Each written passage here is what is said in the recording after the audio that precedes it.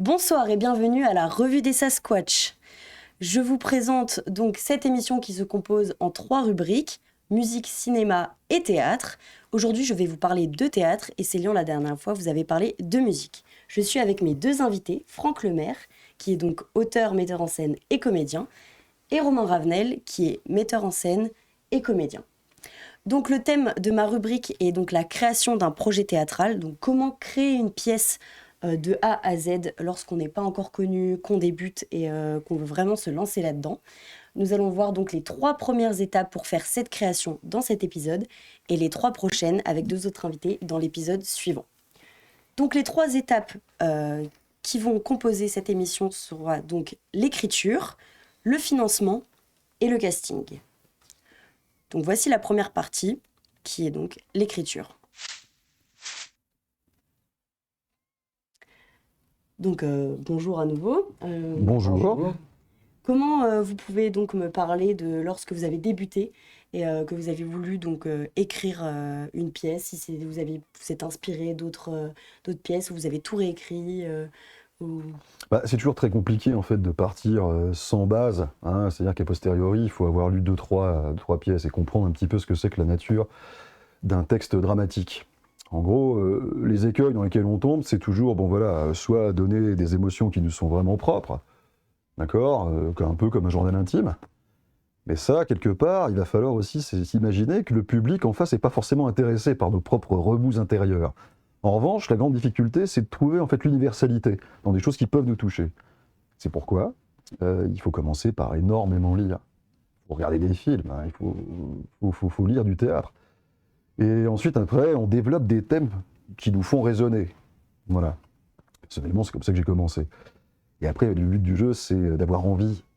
Généralement, un auteur, c'est quelqu'un qui a envie comme une espèce de scientifique un peu fou, de faire des petites expériences. Je vais prendre mes personnages, qu'est-ce que ça raconte? Est-ce que je suis plus à l'allemande et où je vais parler de figures, où je vais délimiter des personnages vraiment avec leurs limites qui vont en fait apparaître comme comme ce que les Anglais appellent le character, hein, ok? Ou alors est-ce que je vais laisser vivre mes personnages au gré de mon expérience? Alors voilà, on a déjà 2 choses. Il nous faut un propos. Après, il nous faut des personnages qui vont défendre ce propos ou éclairer différents aspects de ce propos. Et après, qu'est-ce qu'on fait? Et là, je crois qu'il n'y a pas forcément de méthode. On peut prendre tous les cours de dramaturgie qu'on veut.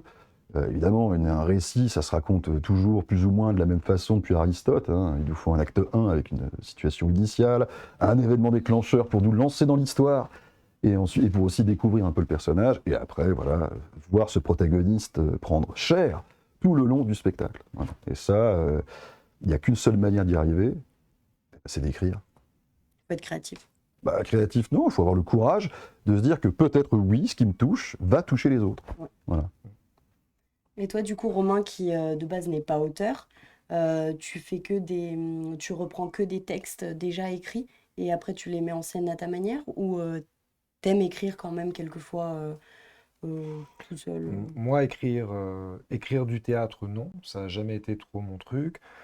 Écrire par contre d'autres textes, j'ai pu écrire un peu de poésie, des histoires, des petites nouvelles courtes, mais vraiment pour moi, hein, c'est-à-dire pas du tout dans un but de les jouer, par exemple, tout ça, mais plutôt par un plaisir tout simplement de créer, de raconter des histoires avec des personnages, parce que justement, quand moi je suis pas auteur, mais en tant que comédien, par exemple, je trouve que c'est important d'écrire, par exemple, c'est-à-dire en tant que comédien, pas juste de jouer, mais aussi de s'exercer à l'art de l'écriture, c'est-à-dire comme dit Franck, hein, c'est-à-dire la création d'un personnage, qu'est-ce que c'est qu'une histoire, qu'est-ce que c'est qu'une péripétie, comment tout ça, ça se met en place, éventuellement la psychologie d'un personnage ou pas, ou du moins qu'est-ce qui lui arrive, pour en cerner bien les contours. Et après, en tant que comédien, on est aussi chargé de cette pratique-là, et quand on rentre dans un texte, quand un metteur en scène nous demande d'interpréter, on écrit son rôle, hein, comme on dit, voilà. Et puis, l'écriture, si on doit élargir un peu le propos, c'est-à-dire un comédien, il écrit aussi au plateau, c'est-à-dire il interprète un texte, mais lui, en tant que personne, en tant qu'acteur sur scène, il écrit de façon, il écrit avec son corps, il écrit avec sa voix, il écrit avec ses propositions, hein, c'est-à-dire il donne une écriture au metteur en scène, et ensuite c'est le metteur en scène qui s'en empare, et qui ensuite taille à travers cette écriture pour que ça corresponde à lui, la vision qu'il en a. J'ai une petite question pour toi, Franck. Oui. Donc, tu préfères écrire, toi, tes propres textes et après les mettre en scène, ou t'aimes beaucoup aussi revisiter d'autres textes Ah bah ça dépend, hein. En fait, ce qui m'a poussé à écrire, c'est que j'avais envie de faire un peu de mise en scène, voilà. Et j'avoue qu'au départ, j'avais quand même un petit peu d'appréhension à m'emparer d'un texte d'un auteur. Donc je me suis mis en danger avec mes propres textes. Je préférais massacrer mon propre texte que celui d'un auteur, on va dire, plus aguerri.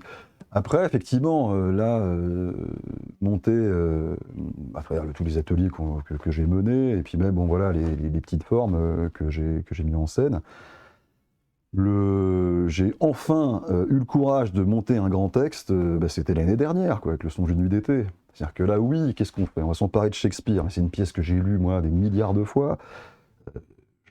Les rôles à peu près par cœur, parce que j'étais un peu comme vraiment très spécialisé là-dedans. Et aussi, c'est moi ce qui me... Je te donne cet exemple hein, à titre indicatif, mais ce qui me fascinait là-dedans, et ce qui m'intéressait vraiment, c'est comment je pouvais faire des ponts, moi, entre un texte qui a été écrit il y a plus de 400 ans, hein, et la situation actuelle. Donc, quelles sont les petites rustines à trouver? C'est en ça qu'on parle d'adaptation. Adapter une œuvre, en fait, au théâtre, ou adapter une œuvre au cinéma, hein, c'est, voilà, comment je vais faire, moi, avec le public d'aujourd'hui, pour pouvoir essayer de transmettre les intentions qui sont, en fait, comprises dans le texte de départ. Voilà. transposer la société de l'époque avec celle de maintenant. Mais voilà, mais après, bon, sur Shakespeare, on ne prend pas trop de risques non plus. C'est quand même un texte qui a été écrit il y a, donc, comme je vous le disais, plus de 400 ans, et qui se joue, mais je sais pas, moi, une centaine de fois par an, dans tous les pays. Donc ça, voilà, mais c'est quoi la spécificité d'une œuvre aussi, après? Donc adapter, usiner à sa distribution, usiner, en fait, au lieu dans lequel on fait, hein, parce que c'est important aussi d'écrire pour les gens, pour un contexte. On n'écrit pas. En fait, généralement, voilà, quand on dit on va prendre une pièce, c'est pas simplement pour faire du théâtre. Ça, on peut faire ça dans sa cuisine. Oui. Qu'est-ce qui va nous permettre, en fait, de porter une œuvre devant un public? Il faut avoir des choses à dire. En l'occurrence, soit défendre un modèle social, par exemple, ou je ne sais pas, moi, des mouvements politiques. Quelles paroles on a envie de faire entendre? Ça, c'est ça. Je pense que c'est la première question à se poser. Pourquoi je fais ça? Et c'est pour ça que l'éditorial, c'est si important. Voilà. Et quels conseils, du coup, vous pourriez donner à des étudiants qui veulent commencer, par exemple, pour écrire? Est-ce que c'est de la discipline? Est-ce que c'est, à part se cultiver et beaucoup lire et regarder des films, c'est des endroits, est-ce qu'il y a des endroits spécifiques que vous pouvez conseiller aussi pour trouver une inspiration, enfin, qui a marché pour vous en tout cas? Enfin, des lieux, vous êtes cher donc pour trouver votre inspiration. Bah, il faut déjà, ce que je dirais aux auteurs débutants, c'est commencer à parler de quelque chose qui est proche de soi. Puis il y a une petite introspection à faire. Je vous ai dit attention au danger de la psychanalyse en fait quand on écrit du théâtre ou même un roman, enfin quand on fait n'importe quoi d'ailleurs. Mais aller dans des univers qui nous permettent en fait de nous exprimer, qui sont proches de nous. C'est ce que Lina, quand je me suis formé à l'écriture du scénario, c'est ce que nous disaient nos enseignants. Ils nous disaient non, partez d'une arène, donc le décor, d'un milieu qui vous est proche. Parce que bon, voilà, après, quand on écrit, il faut de toute façon se référencer et se documenter beaucoup pour donner du corps et un peu de relief au personnage, et surtout avoir une espèce de cohérence par rapport à ce qui est dit. Donc oui, déjà, il faut vivre des choses. Ça, c'est le premier truc que je dis, et c'est là où je te rejoins, Romain. Quand tu parles de l'acteur qui écrit son rôle. Il est merveilleux ce métier. Parce que c'est un métier où on nous demande de vivre le maximum de choses. Et en tant que comédien, hein, on est souvent des êtres humains au carré, quoi. On ressent les choses, je sais pas, 2 fois plus que tout le monde. On est très sensible, parce qu'a priori, la sensibilité est un critère à l'embauche chez nous. Mais voilà, il n'y a pas de manière d'apprendre à écrire, je vous dis, à part de prendre son stylo ou son ordinateur et s'y mettre. Après, il y a des techniques quand même, c'est sûr à avoir. Je pense que même quand on travaille un personnage en tant que comédien, faire des fiches personnages, vraiment essayer de... Par exemple, la question que tu poses sur la question de l'écriture, moi par exemple, j'ai animé des ateliers d'écriture, ce qu'on appelle des ateliers d'écriture créative, c'est-à-dire on amène des publics à écrire. Écrire, c'est un geste, écrire, c'est un jeu, on le fait depuis gamin, hein, c'est-à-dire on joue avec l'écriture, hein. Voilà. Déjà on apprend la graphie aussi de l'écriture, ça devient un espèce de jeu, on se rappelle tous de ça gamin, hein. On était là, ah t'as une belle écriture, t'as une moins belle écriture, on était tous là à se comparer, donc pour moi, la base de l'écriture, c'est déjà avant tout, c'est un jeu. Après, le problème, c'est qu'on grandit, et puis après, il y a tout, aussi le système de notation, comment tu formules tes phrases, tout ça, etc. Ça vient te brider aussi beaucoup dans l'écriture. Alors que l'écriture, c'est un beau geste, c'est un geste simple, il faut continuer à écrire, peu importe ce qu'on écrit. C'est pas une question de... Puis on s'améliorera toujours. voilà, et on s'améliorera, voilà. Mais il y a aussi des techniques, ouais, d'écriture, et ça, c'est important on peut les avoir, on peut en trouver dans des ateliers, voilà, même dans, je sais pas moi, quand on participe même à un atelier de lecture, par exemple, tu vois, de lecture publique, on écrit, on essaye. Dans des ateliers théâtre aussi, il y a des moments d'écriture ou de réécriture, éventuellement de texte, hein. Tu parlais tout à l'heure, voilà, t'as écrire des textes, t'as aussi réécrire à partir d'un texte les choses, mettre du langage contemporain, garder du classique, il y a plein d'embranchements comme ça. Donc, c'est un jeu. Les alexandrins, tout ça. Voilà, c'est un jeu. Et puis en fait, il y a quelque chose de très important aussi, c'est qu'on écrit, mais il faut être lu. Oui, exactement, c'est vrai. Donc par exemple, c'est pour ça qu'avec Maud, que logiquement tu vas recevoir dans bientôt, dans le prochain épisode, voilà, avec Maud, l'idée en 2016, c'était de constituer un collectif d'auteurs transfrontaliers, parce qu'on s'est rendu compte que tout autour de la grande région, au Luxembourg, en Belgique et en France, il y avait des tas de gens qui écrivaient dans leur coin. Alors ok, et puis des fois, des personnes qui étaient vraiment, vraiment douées. Donc voilà, on s'est mis ensemble, le but du jeu c'était simplement, voilà, on a chacun un texte et puis on se le fait découvrir. Pourquoi c'est important ? C'est encore une fois cette chose de partage, c'est-à-dire que le théâtre on n'en fait pas pour soi, hein, l'écrire on le fait rarement pour soi. Quand on écrit c'est qu'on a vraiment quelque chose à dire. Si cette chose-là elle doit être entendue, elle doit être exposée. Et ce qui est bien après, il ne faut pas avoir peur en fait, hein. C'est comme quand on joue, il faut se planter terriblement au départ, vraiment faire toutes les erreurs qu'il faut, y aller mais sans culpabiliser, parce que c'est de ces erreurs en fait, si on cherche à avoir le mot juste, on est foutu. De ces erreurs on apprend énormément. Et après l'écriture s'affine, on trouve son style, on trouve sa patte, on trouve son rythme, et voilà, c'est ça qui est important. Puis un jour, on m'a donné un conseil aussi sur l'écriture, c'est de toujours se faire relire, parce qu'à partir du moment où une personne, elle ne comprend pas ce que tu as voulu dire, c'est qu'il y a un truc qui va pas, il faut relire, il faut réexpliquer, il faut vraiment s'entraîner à nouveau. Alors, cette personne a parlé d'or, parce que, en fait, en gros, notamment, voilà, là je parle d'un autre exercice, l'écriture de synopsis pour un scénario. Le synopsis, l'exercice le plus difficile, c'est d'enlever toutes les zones d'ombre. C'est-à-dire que n'importe qui, niveau culturel, classe sociale, voilà, doit pouvoir lire le texte en sachant de quoi ça parle. Exactement. Et c'est ça qui est terrible. C'est que la plupart du temps, les premières écritures, enfin je sais pas, quand on s'y met au départ, on est très mystérieux. On est très très mystérieux. Et je me rappelle, alors c'est une petite anecdote, je suis tout jeune acteur, j'ai écrit mon premier texte, hein, qui s'appelait ça s'appelait Hardy les gars. Voilà, c'est pour ça que je vous dis, je parle en connaissance de cause. Le journal intime ne fonctionne pas au théâtre. Voilà. Bon, voilà, je venais de vivre une grande rupture avec la femme que je pensais être la femme de ma vie à l'époque. Voilà. Blessé, je décide d'écrire une pièce et pour me venger et en plus pour balancer tout le trop-plein d'émotions que j'ai. Voilà. J'écris, je fais plein de métaphores, c'est des monologues, des tirades qui durent comme ça, voilà, et pas forcément toujours bien rythmées, hein. Et je le fais lire au collectif de lecture, enfin au comité de lecture du Théâtre National de Strasbourg, parce que je n'ai aucune limite. Non, voilà. Et ils ont quand même donc subi ce texte, ils l'ont subi, ils l'ont lu, et ils m'ont envoyé un espèce de petit cartel comme ça, une petite réponse, en me flinguant, en me disant « Alors écoutez, c'est très beau, c'est beaucoup de poésie, simplement, on ne sait pas ce que ça raconte. » Évidemment, après avoir eu envie de me pendre 3 fois et de me jeter dans l'île, hein, j'ai repris ma copie et puis mis ça de côté, parce que de toute façon, voilà, ça ne parlait que de moi, vous voyez ? Donc c'est ça, il faut se planter et pas avoir peur d'y aller. Il ne faut pas avoir peur d'être corrigé, et il n'y aura jamais de version finale, on peut toujours s'améliorer. Et de toute façon, on voit bien, quand on écrit un texte ex nihilo, c'est une matière qui va de toute façon se transformer avec la mise en scène et le plateau, et les acteurs aussi qui vont apporter leurs pattes. Cet été, voilà, on a fait quelques facéties, dans Shakespeare on a truffé plein de choses. Mais en fait, en vrai, la forme définitive, le public l'a eu, mais au départ, Il y a des tas d'inventions en fait qu'ils ont trouvées qui figuraient pas, dont j'avais même pas eu l'idée. D'ailleurs, quand la pièce est rejouée le lendemain, il y a encore des améliorations, il y a encore des changements, et c'est pour ça que d'ailleurs le théâtre c'est unique, Et parce que c'est jamais la même représentation. Le texte, c'est de la matière. Mhm. C'est de la matière, c'est organique, c'est-à-dire que c'est au même titre que, je sais pas, quand c'est de la viande, le texte. Hein. Je veux dire, voilà, tu la dépiotes, hein, je veux dire, et puis comme tu dépiotes un texte. Comme un poulet. Voilà, comme un poulet, bien sûr. Mais enfin, il faut que tu peux pas juste dire, ok, c'est un texte, mon Dieu, oh là là, il faut pas toucher, il y a les escaliers, il faut tout respecter. Voilà. Ou à part quand on s'appelle Samuel Beckett. Voilà, ça, Là, c'est pour le encore, coup, ça, c'est encore autre chose, voilà. Mais ce qui est important, c'est que tu sois, à mon sens en tout cas, que tu sois auteur ou comédien ou peu importe, le texte doit rester de la matière. C'est-à-dire ça doit rester une matière vivante, organique, qui se réadapte, matière un peu molle comme ça, si tu veux, qui se taille, ou comme dit Franck, c'est-à-dire que tu as différentes couches, en tout cas dans l'art vivant, dans le spectacle, tout ça, qui vont constituer ce texte. Hein. Tu as l'auteur qui a sa parole, voilà.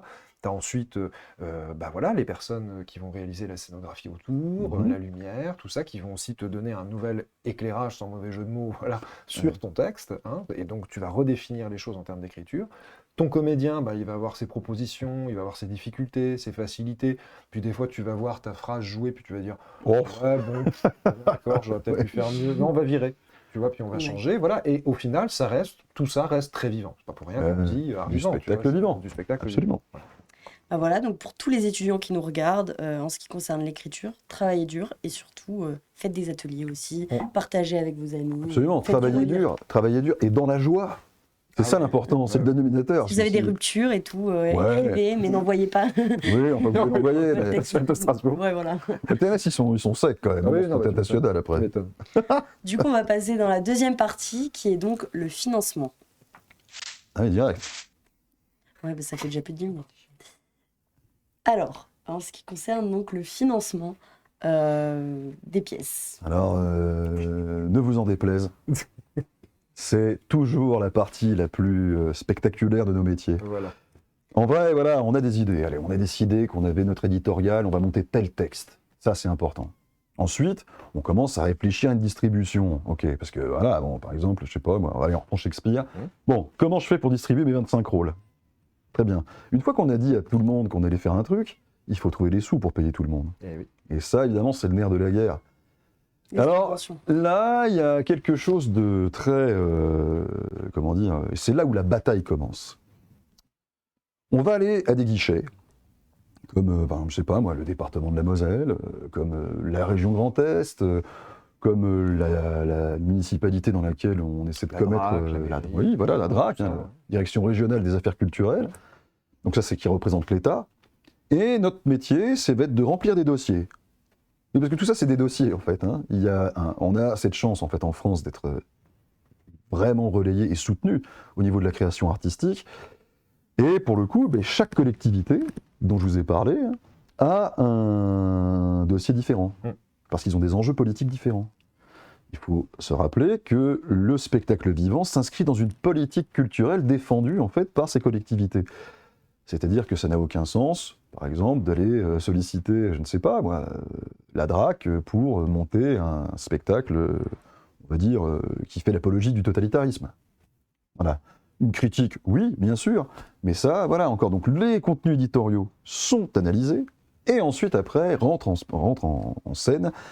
Eh bien, voilà, donc quelle structure? Est-ce que vous avez un bilan financier qui fonctionne? Est-ce qu'on peut vous subventionner? Alors, quand on est étudiant, notamment, la première chose à faire, c'est d'aller taper au Crous, à la porte du Crous, aller s'occuper de la commission, en fait, de l'université qui s'occupe de ça. D'ailleurs, je crois que Sasquatch, vous faites ça assez souvent. Oui. Et vous avez quand même un jury, il faut quand même pouvoir parler du projet. Donc Et là, c'est pour ça que c'est intéressant d'être une association étudiante pour récolter des fonds. Oui, qui est un cadre officiel et associatif derrière. Ouais. voilà, donc l'association n'est pas la seule forme juridique qui est éligible en fait Évidemment. aux subventions de création. Voilà. Mais voilà, c'est quand même c'est quand même la forme juridique la plus adaptée. Déjà pour des gens qui n'ont pas forcément une culture d'entreprise trop développée.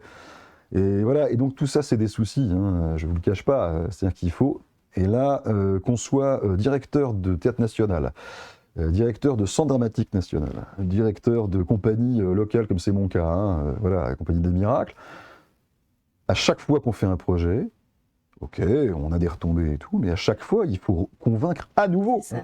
repartir Maîtriser depuis le votre sujet, début. tout ça. Mais oui, mais on a beau avoir fait un succès, c'est ça qui est terrible.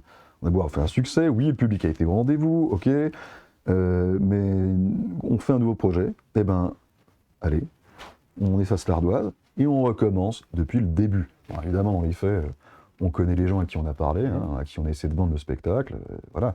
Donc ça, c'est pour la partie, on va dire, institutionnelle, des subventions. Il y a évidemment des médias de subvention qui sont quand même, depuis peu, assez intéressants. Je pense à Kiss Kiss Bank Bank notamment, voilà. Financement participatif. Hein. Puis, voilà, les financements participatifs, c'est-à-dire qu'on fixe, on se met un pari, on dit tiens, voilà, il faut qu'on réunisse, allez, je dis n'importe quoi, 30 000 euros. 30 000 euros, on fait une petite communication par rapport au projet qu'on a envie de faire, et en échange, on offre des services. Par exemple, une première avec, je sais pas moi, on se fait offrir un Eco Cup, je ne sais pas moi, floqué avec le logo de la compagnie ou l'image, l'affiche du spectacle. Tu as une photo de la compagnie dédicacée, tu as un rendez-vous avec les artistes, par exemple avec l'équipe, tu vois, des contreparties en fait, Voilà. voilà, qui vont plaire, voilà, plus ou moins à certains niveaux, à certains paliers, quoi. Et d'ailleurs, qu'est-ce qu'on fait du coup si on n'a pas du tout assez d'argent on continue le projet, ou on attend l'année d'après pour refaire des demandes de subvention, parce qu'on peut pas en faire quand on veut non plus les demandes. Il y a des dates. Ah, de mais c'est tout commission. ça. Mais ça, Il y a c'est des une fenêtres, alchimie, voilà. c'est une alchimie quand même très, très, très, très, très, très, très, très compliquée. Hein. Mm. Par exemple, des fois, voilà, nous, on a un budget, parce que les compagnies font des budgets pour un projet. On sait qu'en dessous de temps, on ne pourra pas le faire. Voilà. Voilà. Bon, par contre, on demande évidemment plus, hein, Plus, dans oui, l'espoir d'avoir plus pour que le projet soit de plus en plus joli.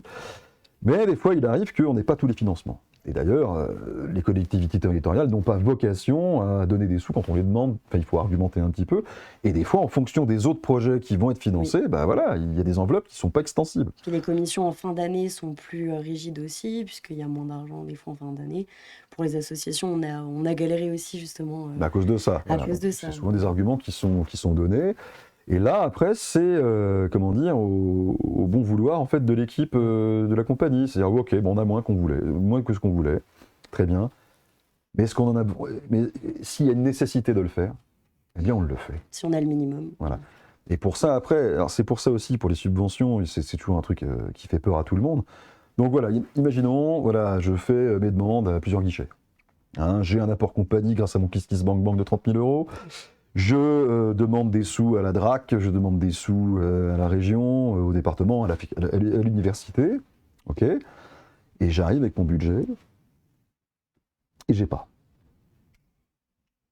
Et la vraie question, c'est ça. J'ai pas, j'arrête, j'abandonne? Ou je me débrouille? Débrouille.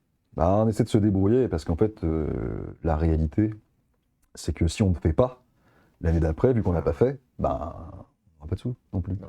Et donc c'est toujours la même chose. Après, le truc un peu technique, c'est qu'une fois qu'une collectivité vous a adressé des subventions, hein, par lettre, signées par le président, il faut faire un bilan. Il faut prouver qu'on a utilisé les sous, en fait, à bon escient et pour le projet pour lequel on les a demandés. Et ça, voilà, donc ça, et ça, il faut être très rigoureux là-dessus. C'est pour ça qu'en fait, bon, les artistes dans une entreprise de spectacle ne sont pas forcément les mieux placés pour parler de ça. Il faudrait mieux, en fait, là pour le coup, vraiment faire une interview, je pense, d'une administratrice ou d'un Ça serait administrateur. d'ailleurs très intéressant Oui, parce pour les que étudiants d'entendre ça, ils voient le spectacle d'une manière différente. bien sûr. Voilà. Et du coup, j'avais une question parce que, moi qui suis étudiante avec notre association, etc., je sais que des fois, on met de notre poche, Bien sûr. on doit travailler donc pour que nos projets arrivent, voient le jour, parce que sinon, ça fonctionne pas. Est-ce que vous aussi, du coup, par exemple, Romain, je te demande, quand tu as débuté, est-ce que tu as dû travailler pour vraiment financer tes propres projets et te dire, merde, si on peut pas m'aider, je vais me débrouiller, comme a dit Franck, et tu as dû payer par ta poche? Ouais, alors moi, il y a mais même pas que quand j'ai débuté. Je veux dire, moi encore aujourd'hui, j'hésiterai pas à mettre des ronds personnels dans un projet auquel je crois, avec des amis, des artistes, voilà, parce qu'à un moment donné, bah oui, ce que te dit Franck, c'est-à-dire en gros, si tu veux, pour le simplifier, si tu veux, en gros, il y a deux temps dans la création, quoi. Tu as tout ce temps invisible évidemment, hein, et puis en plus, en tant qu'étudiant, c'est intéressant de savoir ça, si tu veux te professionnaliser. Tu as tout ce temps qui est complètement invisible, où tu as une espèce chez toi de mapping, d'accord, de toutes les institutions culturelles, genre des petits points comme ça, avec un énorme calendrier à côté, et tu as toutes les fenêtres sur lesquelles, là, faut déposer le dossier, là, c'est la date de rendu, là, tu sais que tu as peut-être le financement ou pas, là, tu sais que tu as le rendez-vous pour peut-être avoir le financement, etc. Et ça, c'est étalé sur quasiment 6 à 8 mois. 6 à 8 mois, ce qui 6 à représente à 8, peu près 85% du travail d'un metteur en scène, C'est ça. voilà, Et d'un porteur de ensuite, projet. Voilà, Donc, un porteur de projet. Et ensuite, tu as la création quand tu as validation. Et comme te dit Franck, c'est-à-dire que tu as les réponses. Là, tu as les réponses. Et là, bah voilà, le directeur de compagnie convoque ses comédiens, régisseurs, techniciens, machin. Et bon, voilà, on a ça. Qu'est-ce qu'on fait? En plus, c'est le plus fastidieux parce que Voilà. généralement, on a beaucoup moins de temps pour la mise en scène, etc. Il n'y a pas énormément de répétitions Bien des sûr. fois, donc il faut vraiment être là. Comme dit mon prof de théâtre, t'es jamais malade quand tu fais bah du non, théâtre. malheureusement pas. Et voilà. Ouais, on arrête maladie. Et parce qu'il y a tellement de temps où tu es chez toi pour chercher les demandes de subvention que quand Mais tu c'est peux être sur le énorme. plateau, C'est t'y es, énorme, quoi. c'est un temps infini, c'est un temps infini. C'est pour ça que le nerf de la guerre aussi, quand tu es en compagnie, quand tu es directeur de compagnie, c'est vraiment de trouver ce fameux couple, ce fameux duo de directeur artistique, administrateur. Hein, administrateur, c'est-à-dire la personne qui va vraiment t'aider, t'épauler, appuyer tous tes projets, Bah oui. remplir avec toi les dossiers, venir avec toi au rendez-vous, à qui tu vas pouvoir te confier, voilà. Et cette personne qui va aussi rechercher tous les appels d'offres, c'est-à-dire qui sont, voilà, qui va te dire, bon bah là, il y a tel festival, il faut y aller, tiens, j'ai chopé le dossier, viens, on le remplit, donne-moi les infos de la compagnie, les CV des comédiens, des comédiennes, tout ça, etc., clac, clac, clac. Et tout ça, ça va se mettre en place. Et ça peut être des métiers Et passionnants. ça peut Hein. être des métiers Des passionnants. métiers passionnants parce qu'on demande à un administrateur RIS de faire de la veille. Bien sûr. Un directeur artistique, c'est pas une espèce de tyran jupitérien sur un nuage. Hein. C'est quelqu'un qui a besoin en fait de collaborer avec des gens. Tout seul, de toute façon, on ne fait rien. C'est difficile de se mettre en scène, de jouer soi-même, de faire son décor et d'écrire son texte et de faire sa propre lumière. On peut pas faire ça. C'est un art, malheureusement, et très heureusement en fait, qui est essentiellement collectif. Donc ce duo dont tu parles, oui, effectivement, c'est Bien vrai. sûr. Ouais. Et du coup, est-ce que vous avez déjà eu des surprises à ce niveau-là, à niveau financement, où vous avez eu beaucoup plus que prévu ou pas du tout, ça on aimerait n'arrive bien. jamais, c'est que On dans les aimerait bien. rêves. Non, ça Non. n'existe pas. Je pense. Hein. En tout cas, moi, ça m'est jamais arrivé, mais Ne soyez pas démotivés, les étudiants. non, mais bon, c'est pas, comment dire, c'est pas la loterie. Généralement, les appels à projets, en plus, sont limités en enveloppe. Hein. Ouais. Par exemple, voilà, pour l'aide à la création de la région, c'est limité à 20 000 euros. On peut pas, voilà, ils vont pas donner plus. Oui, oui. Donc évidemment, la stratégie, c'est de demander 20 000 pour avoir peut-être, je sais pas, moi, 10, 8, 2, je sais pas, un gros bisou. Non, mais c'est ça. Tu demandes toujours un peu plus. Ouais. Voilà. Ça, c'est comme dans Tu- les associations, on C'est fait ça, toujours en tu sorte. gonfles, ce qu'on appelle gonfler un petit peu les budgets, tu gonfles un peu pour, évidemment, réajuster et dire, bon, là, j'arrive quand même à une somme relativement conséquente et décente pour commencer ma création, commencer à dire aux personnes avec qui je travaille, bon, bah, je peux vous rémunérer à telle hauteur, à tel volume horaire, tout ça, etc., etc. Après, il y a une autre source de financement, hein, ça s'appelle se construire une trésorerie. Oui, aussi. Alors ça, une association à but non lucratif, comme c'est le cas pour la plupart des associations, enfin des compagnies de Des théâtre, compagnies de théâtre, ouais. on vend des spectacles. C'est pour ça que la diffusion, c'est très important aussi. Il faut quelqu'un aussi qui puisse vendre des spectacles et considérer ça vraiment très sérieusement. C'est-à-dire Payer au que, chapeau aussi. sur la vente d'un spectacle, il faut pouvoir se faire une marge pour faire vivre la compagnie et pouvoir investir sur d'autres projets, des projets qui nous tiennent à cœur, notamment quand la réponse du financeur, c'est un gros bisou. Voilà. D'accord. Bah, merci beaucoup du coup pour la partie financement. On va passer à la troisième et dernière partie de cet épisode qui est donc le casting.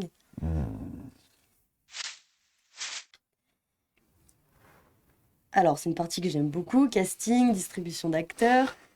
Comment vous faites quand vous débutez? Je pense que vous choisissez des copains qui sont OK, parce que généralement, les acteurs, c'est les derniers payés au départ. Ah oui. Et, sauf le metteur en scène, sauf celui qui crée, mais je veux dire, par rapport à... Oh non, faut pas. Alors là, j'interviens, et ça c'est pour les jeunes acteurs. Mes chers jeunes acteurs, mes chers jeunes acteurs, s'il vous plaît, en fait, c'est un travail, comédien, c'est ici. Ok, pardon. Mes chers jeunes acteurs, être acteur c'est un travail, et en fait, on ne fait pas ça que pour s'amuser aussi. Et il n'y a rien de mal. à être payé à hauteur de l'investissement qu'on donne. Car rappelez-vous, mes chéris, que sans vous, les spectacles, ils n'existent pas. Voilà. Merci. Voilà.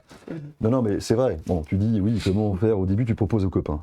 Bien sûr, quand tu es étudiant, bah voilà, personne ne se paye de toute façon. Bah oui. Ah oui, voilà. C'est le but.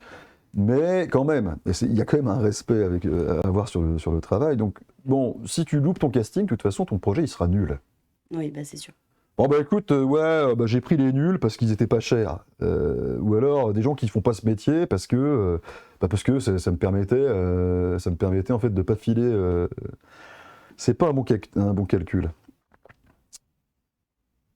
En tant que metteur en scène, il faut les aimer, les acteurs.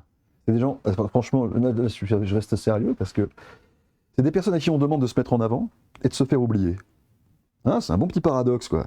Et pour le coup, toi, tu as une expérience d'actrice. Oui. Tu vois comment, en fait, on peut souffrir par rapport à la présence et apparaître au plateau.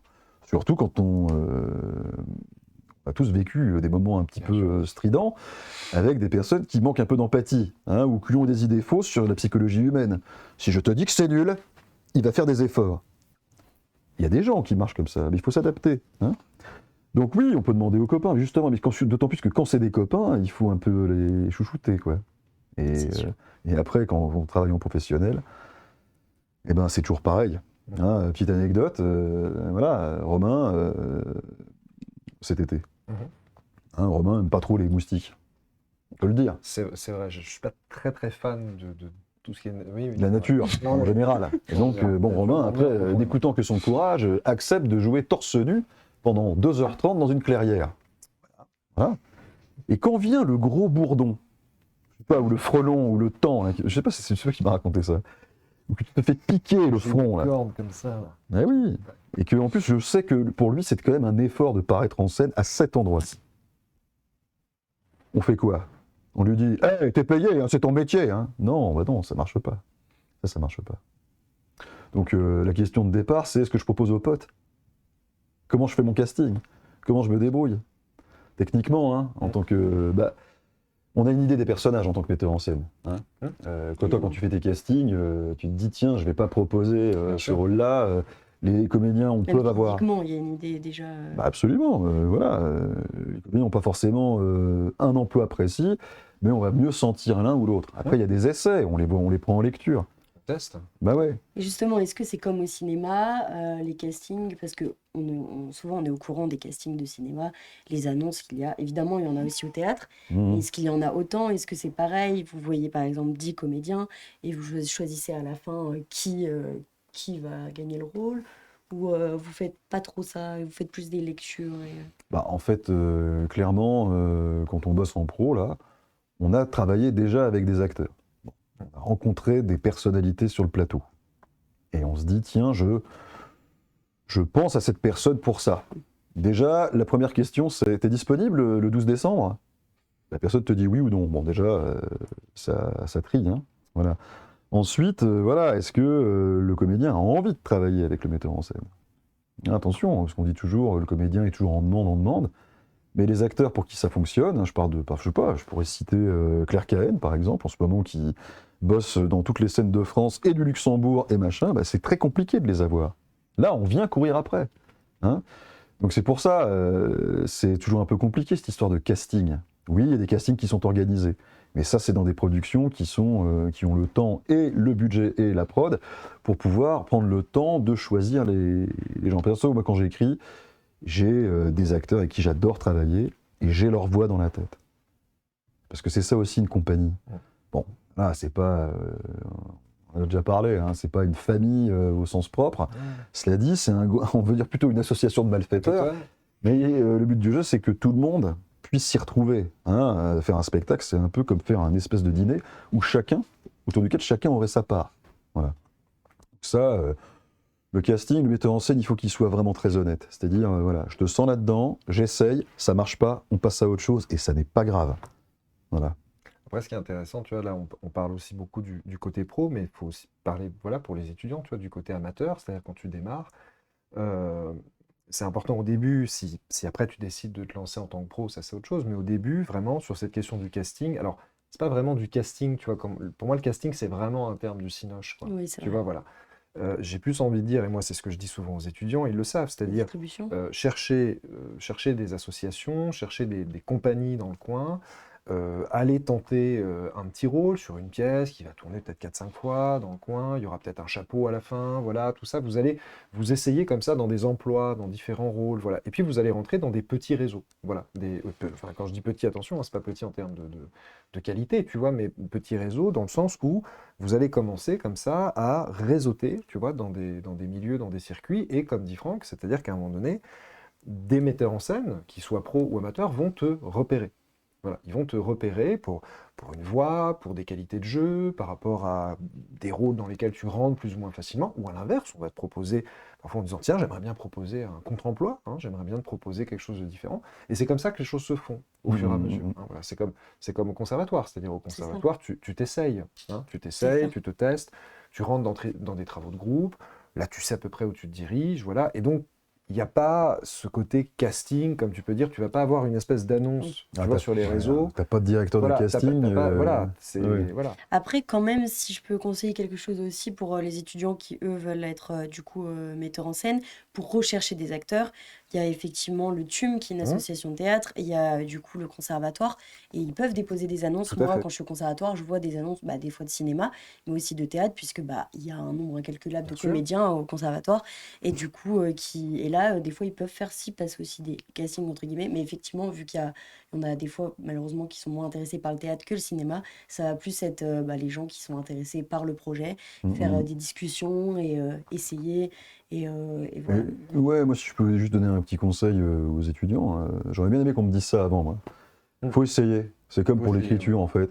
Faut y aller, on se prend des refus, c'est pas grave, on y va. Hein, on va au théâtre, on va regarder les spectacles, on s'enrichit de ça, on rencontre les metteurs en scène, on rencontre les directeurs de théâtre. Ensuite, je sais pas, ouais, comme tu dis Romain, il faut s'inscrire il faut avoir une espèce de fin. Hein, il faut y aller, il faut aller dans les projets, il faut y aller. Quoi. Culot. Non, ouais, puis une enthousiaste, quoi. C'est-à-dire Bah, que être sérieux là-dedans, je Tu vois, crois que c'est. culot, par exemple, c'est pas tant culot, tu vois, dans le sens en mode, ouais, je suis culotté, j'y vais, je me présente. Bien sûr, c'est important d'avoir ce côté-là, mais comme dit Franck, c'est-à-dire, il y a quand même des choses en place, voilà. Au niveau du théâtre, si vraiment tu es dans le théâtre, voilà, ça en passe déjà par une pratique quand on est étudiant de spectateur. Absolument. C'est très important. Oui. C'est-à-dire qu'à un moment donné, le théâtre, c'est pas juste, voilà, c'est une institution culturelle dans laquelle il y a des tas de gens qui bossent, voilà. Tu restes dans un après-spectacle, tu rencontres des gens, tu regardes s'il y a des bords plateaux, c'est-à-dire pour parler avec les comédiens, les équipes, éventuellement glisser un mot, tout ça, etc. Voilà, tu t'inscris dans un monde, tu t'inscris dans un milieu, et tu commences à bouffer, voilà, tu commences à manger du théâtre en tant que spectateur. Tu regardes ensuite les annonces de projets dans le coin, ce qui se fait, par exemple les compagnies professionnelles qui des fois font des appels. Hein, Absolument. voilà, des appels à amateurs, à bénévoles pour venir filer la main sur des projets qui vont se passer en été ou à d'autres saisons, voilà, etc. Les fameux workshops qui sont proposés par les institutions. Tu en as au BMK. Tu en as au BMK, il y a des workshops organisés par des compagnies, voilà, Opéra Théâtre, tu as des classes ouvertes, voilà, que tu vas trouver dans la région, sur Nancy, à Strasbourg, voilà. Et tu t'inscris dans ce processus-là. Là, c'est intéressant parce qu'on voit le côté du coup comédien, alors que de base, oui, c'était genre vous, en tant que metteur en scène, comment vous faisiez pour trouver des acteurs, mais je trouve ça intéressant que vous ayez donné l'autre côté, vous, en tant qu'acteur, comment trouver des pièces, en fait, ça va dans les deux sens. Oui, mais parce que c'est la rencontre, elle se fait au même C'est ça. au Bah oui, même elle se fait au même endroit. endroit, C'est ouais. exactement Parce ça. que, et ça se trouve, en tant que jeune acteur, des fois, tu participes à un petit truc. Bon, voilà, t'es là pendant 3 jours avec quelqu'un. Moi, ça m'est arrivé. Hein, et ça, je le dis parce que moi, je me suis professionnalisé progressivement avec toute une bande d'étudiants, pour le coup, qui gravitaient autour du BMK, qui s'appelait le Théâtre du Seul-Si avant. Voilà. Ça a été d'une richesse inouïe. Voilà, les meilleurs techniciens lumière en fait de la place ont été formés ici.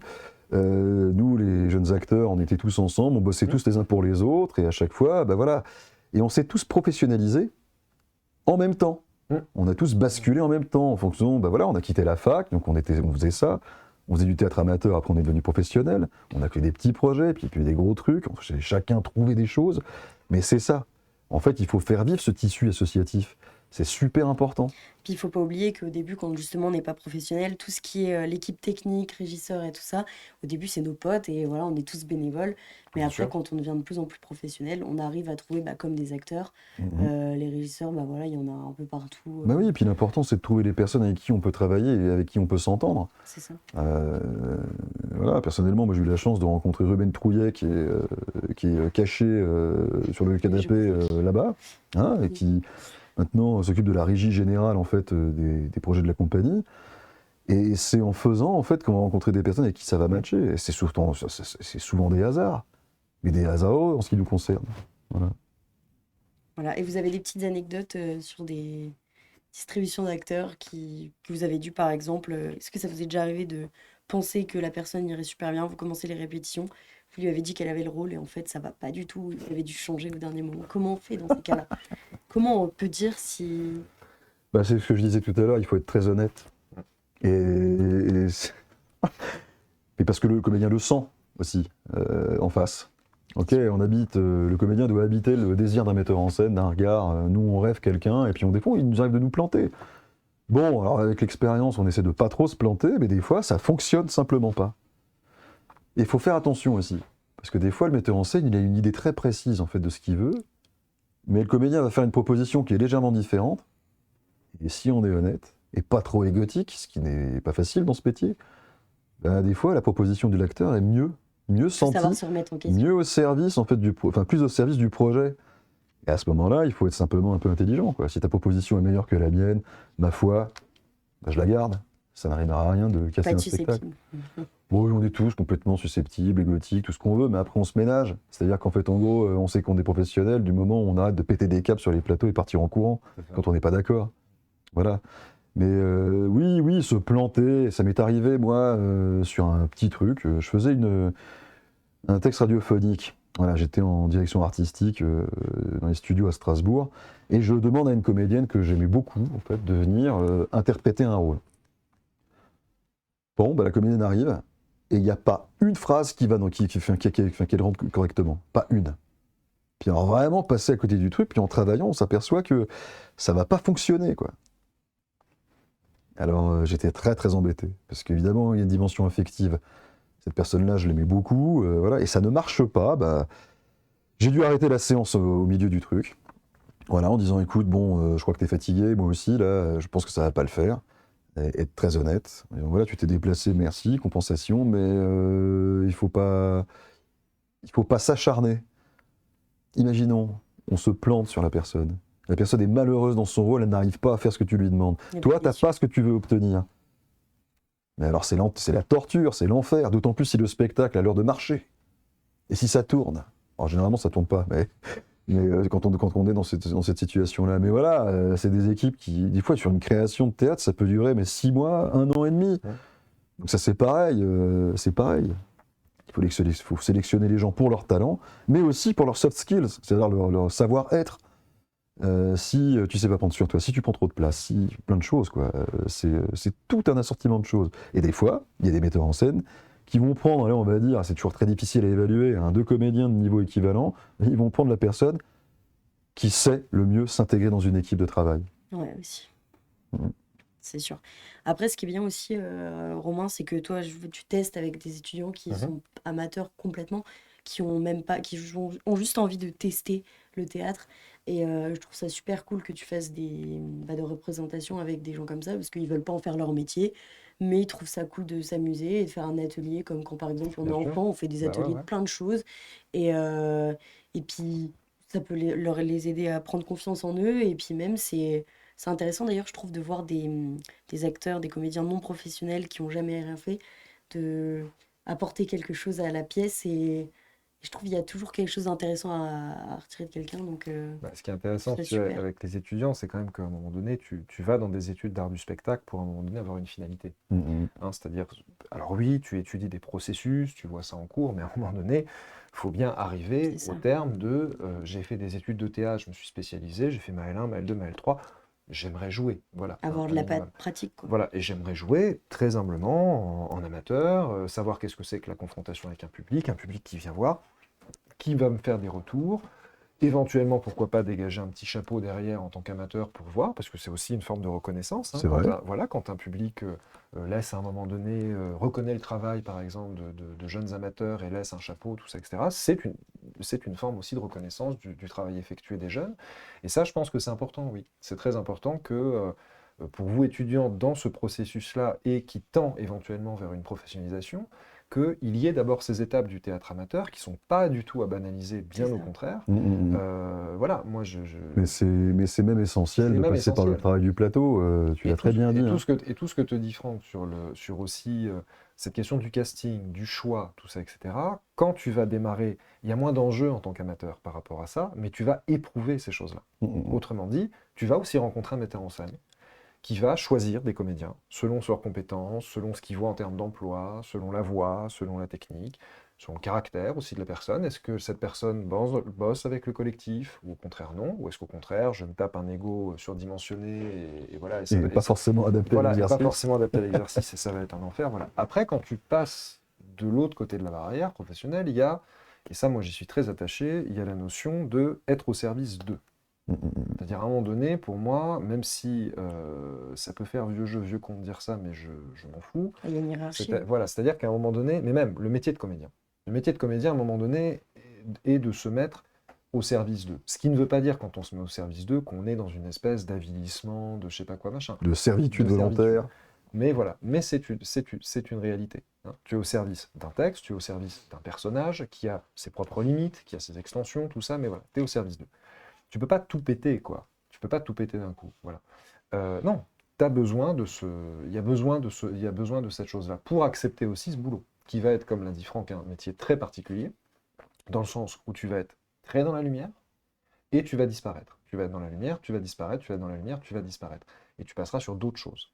Voilà, tu passeras sur d'autres choses, tu habiteras ta vie différemment, parce que tu ne peux pas jouer forcément en permanence, il y en a qui arrivent, d'autres n'y arrivent pas. Et donc, c'est une existence relativement particulière et sur laquelle il faut se préparer hein, par rapport à. Ah oui, c'est sûr que là, bon, ça c'est la vie de comédien, on pourra en discuter pendant des heures, parce qu'il faut. Là c'est le mental, hein, à la fin. Hein. Mais je pense que chaque art, d'ailleurs, peut apporter quelque chose dans les autres. Par exemple, si tu es comédien, tester de la musique, Ah non, qui est un autre c'est art essentiel. essentiel. Et C'est c'est pour ça essentiel. que les troupes amateurs, je trouve ça super parce que c'est des gens qui veulent pas en faire leur métier, mais on est en art du spectacle, donc on aime l'art. Bien sûr. Et imaginons quelqu'un qui aime le cinéma ou la musique, ça peut tellement lui apporter d'être sur un plateau. Et d'ailleurs, le cinéma et le théâtre, c'est quand même, enfin il y a beaucoup de, enfin Mais ça c'est Tout ça lié. tourne autour de la même chose, Ouais, c'est de la ça. dramaturgie, l'art de construire un récit porté par des acteurs. Donc, Et tu peux en devenir que meilleur de tester oui, différentes et c'est choses. pour ça en fait que à la fac d'art du spectacle, on propose des cours de pratique. Parce que même si tu veux pas être comédien, ben, il faut comprendre un petit peu le processus de création. Exactement. Voilà. Sans ça, voilà, tu peux faire de la prod, hein, tu peux faire même les gens qui veulent faire du cinéma. Ah, je veux faire de la post-prod. Bah, ouais, très bien, mais si tu sais pas ce que c'est qu'un acteur, tu Exactement. le coupes où ton plan, tu vois? Tu vas être réel si tu sais pas ce qu'est la direction d'acteur, Bah, c'est-à-dire t'es- si tu n'as pas le vocabulaire, la pédagogie pour guider un acteur dans son jeu et avoir le vocabulaire que peut avoir un acteur, bah c'est comme une langue étrangère. C'est comme quand on apprend une autre langue. Enfin, je veux dire, Ah, c'est Et vrai. que tu c'est sais comme pas quand comment il t'apprends se sent l'anglais. Bah, et voilà, tout, c'est ça. faut se mettre à la place. Bah ouais, parce que si t'es pas usiné avec les techniques d'acteur, en fait, comment tu veux demander à quelqu'un de faire exactement ce que tu veux dans ton plan? Et Toujours justement, pareil. la fac, c'est à ça, tu vois, quand on te dit, Franck, moi je suis passé par les mêmes étapes. J'ai pas fait mes études à Metz, mais j'étais à Lille pour faire mes études d'art du spectacle. Et comme Franck, c'est-à-dire cette professionnalisation s'est faite au fur et à mesure des années étudiants par le tissu associatif, la rencontre avec les copains, le boulot de bénévole, la galère, ok, voilà, mais le soutien, le coude à coude, voilà. Et une fois sorti de la fac un peu plus aguerri aux choses, voilà, qu'est-ce que c'est que d'aller demander de l'argent à telle autre association, qu'est-ce que c'est que d'organiser un pot d'après-spectacle à la fac, voilà, quand tu peux le faire, tout ça, etc., ce genre de choses. Tu es aguerri à tout ça, et après, ben, hop, tu commences à en sortir, et là, tu vois après. Voilà. Tu vois après qui continue avec qui, il y en a peut-être certains qui continueront ailleurs, d'autres, il n'y a pas de honte, voilà, faut voir comment tout ça se dessine.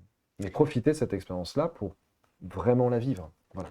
Voilà. Bah, merci du coup pour cette partie-là. Et avant de finir l'émission, j'avais quand même une petite question qui était assez rapide, même si on en a déjà pas mal parlé. Comment, selon vous, on peut se faire connaître? Donc, je me doute aller voir des spectacles, faire des rencontres. En tant Mais que quoi? En tant que comédien? non, là, on parlait plus metteur en scène, enfin tout en fait dans les métiers du théâtre et pour comment se faire connaître sa pièce. Bon, ça, on en a parlé déjà un Bah, peu ça tout à l'heure. dépend après. Bon, la communication, c'est important, Comment vous avez évidemment. On réussi, peut vous pas. aussi?